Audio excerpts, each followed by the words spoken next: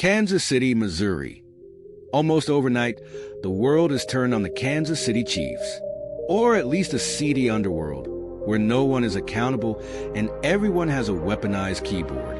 A franchise that is more cuddly than a Beanie Baby is suddenly defending itself against accusations of friendly whistles from officials, fake slides, and an NFL deep state. Part of it is jealousy. Part of it is social media gone bad. Part of it is ignorance.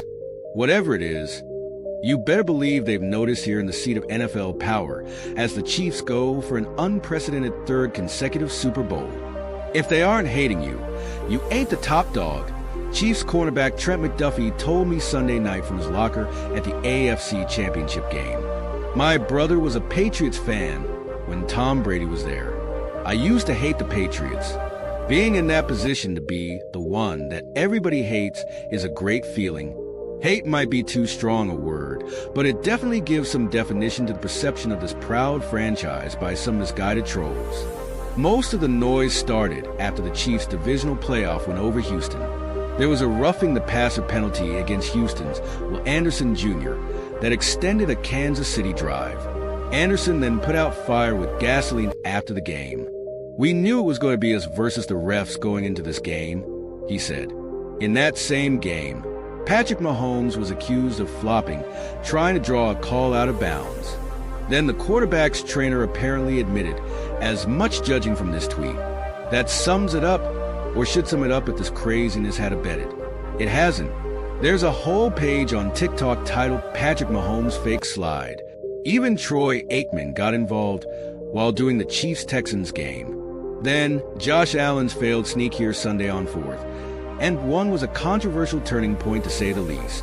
And I can't believe I'm giving this oxygen, but there is now a petition to sign a change that org titled Boycott NFL Games until adequate officiating measures are implemented.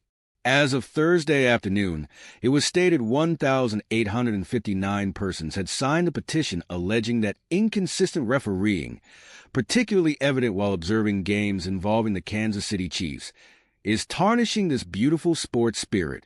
So that confirms it. A sample size equivalent to the population of Star Valley Ranch, Wyoming, is pissed. I don't pay much attention to it. Chiefs head coach Andy Reid said Thursday during the team's last local media availability before they head off to New Orleans next week. "I think everything balances out. You've got a human element there with the officials. They're doing the best job they possibly can out there. They're taking a lot of heat, one way or the other. Coaches take a lot of heat one way or the other. To suggest the NFL is favoring the Chiefs defies common sense. That means Roger Goodell is risking a multi-billion-dollar business to favor the number 33 TV market in a flyover state to make sure it wins a third straight Super Bowl. Note to the haters, if you don't have credibility, you don't have a league. The whole thing becomes pro wrestling with prescribed outcomes. Even the hint of that being the case could ruin the NFL. Goodell knows this. College types have long been scared spitless of this prospect for years. In a climate much less regulated than the NFL, the college game stakeholders continually fear somebody, somewhere, will actually get to the players/officials to actually alter the outcome of games. The NIL era has made it less likely, but not much. The Supreme Court began allowing state-sponsored sports betting in 2018. That added a whole new level of concern in the college space, particularly football and basketball.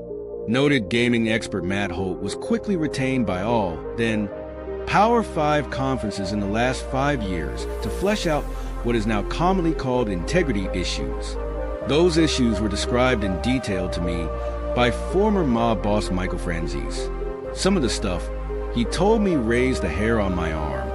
Franzese had actually fixed games and, penalized those who didn't pay up. What is happening to the Chiefs rep does not involve gambling integrity issues. But it's fair to say the increased scrutiny and conspiracy regarding every close call in every major sport has something to do with legalized gambling. People don't like to lose money. Most of them do when they gamble. You might have heard, the house always, eventually wins.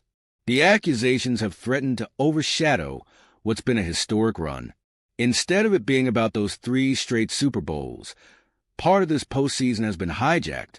It is unfair that a team with the game's best quarterback and 2 elite play callers, Reed and defensive coordinator Steve Spagnuolo, can be questioned by a loner in his mom's basement.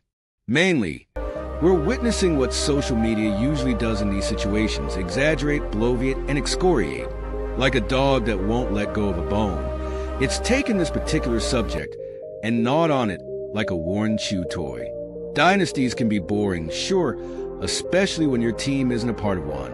Repetition is, well, repetitive. The Los Angeles Dodgers are the latest dynasty, outspending everyone to the point the New York Yankees are jealous. But baseball doesn't have a salary cap.